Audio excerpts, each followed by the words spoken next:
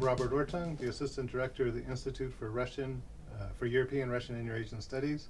And I'm here with Don O'Loughlin, a professor at University of Colorado. And we'd like to talk to him about recent public opinion polling he's done in Novorossiya. So please tell us which part of Ukraine you've actually conducted your polls in. We did parallel polls in southeast Ukraine, in the semicircle from Kharkiv to Odessa. In those 6 oblasts, we had planned to do it in Donetsk and Lugansk, but it was impossible under current situation. We also polled in Crimea at exactly the same time, which was mid to late December, just a few weeks ago, actually. In 2014. And so in your polling, did you find that language was an important predictor of people's opinions? Not as important as you might think. The issue in Ukraine, as you well know, is that people frequently pick on language as the predictor, the marker of identity that explains a lot of political opinions. But in the southeast, in the survey in southeastern Ukraine, about 80% of the population identify as ethnic Ukrainians, and of that, about half of them speak Russian at home. The question we have is not what is your native language. We have that as well, but the one that we really focused on is what language do you use at home primarily.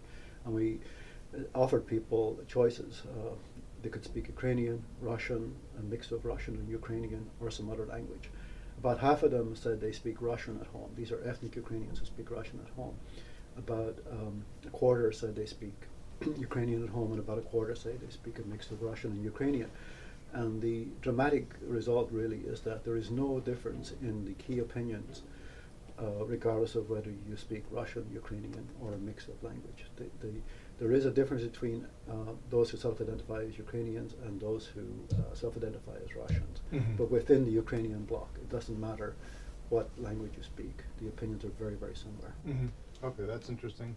And then what kind of differences did you find between the people you talked to in Crimea and the other parts of southeastern Ukraine? Huge differences, obviously.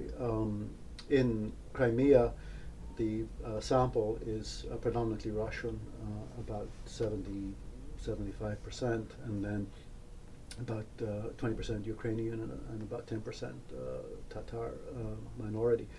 And there, the opinions are very, very different with respect to some key questions about attitudes towards Russia, attitudes towards Putin, attitudes towards the war going on in the Donbass right now.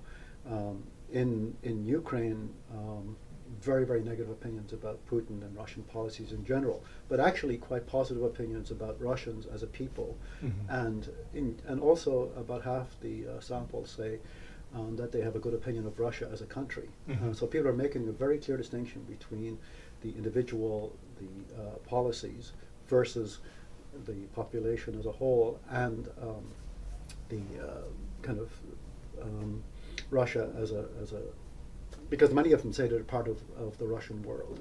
That we asked them specifically, do you consider your oblast part of the Russian world? And about half the population actually said yes. Mm-hmm. In Crimea, it's exactly the reverse.